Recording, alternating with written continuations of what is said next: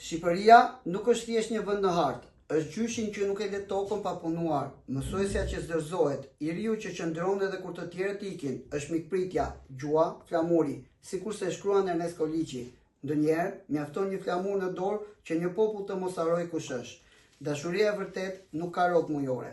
Në jetë, shumë njerëz nuk kalojnë as rrugën për të ndihmuar kur je gjallë, por kalojnë të gjithë botën për të varrosur kur vdes. Shqiptarët kanë ndëruar fen nga 2-3 herë dhe ju habiteni pse nderojnë partit. Liria nuk gjykohet. Jepini zemër Luanit. Liria ka emër. Vota ecën përpara gjithmonë. Nëse vota do të ndryshonte gjë, ata do ta bënin të paligjshme. Nëse ti e dorë, kush do ja vër këmborën maces?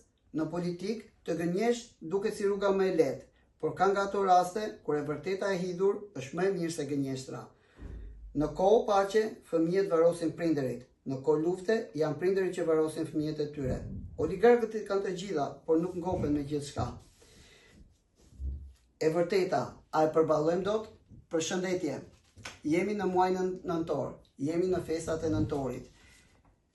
Do të rikthejmë intervistat tona, bashkëbisedimet tona, atë që është kthyer prej vitesh në virtueshmëri tani në Time Center. A e përballojmë dot të vërtetën?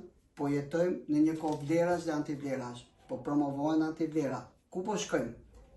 Është detyrë e gjitha institucioneve arsimore të thonë dhe të përballen me vërtetën. Ndonjëherë e vërteta dhëmb, por e vërteta duhet thënë.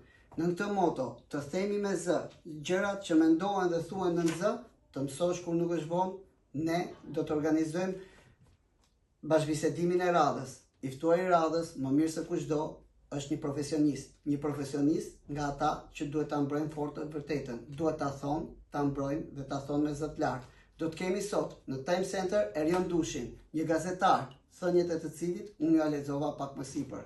Ju mirpresim, ai do të ndajë me ne stilin e tij mediatik. Ju mirpresim, jemi Time Center, jemi ëndra më bukur, të mësosh kur nuk është vonë. Mos keni frikë të përballeni me të vërtetën. Thuajeni gjithmonë atë. Kjo do të na bëjë një shoqëri më të mirë.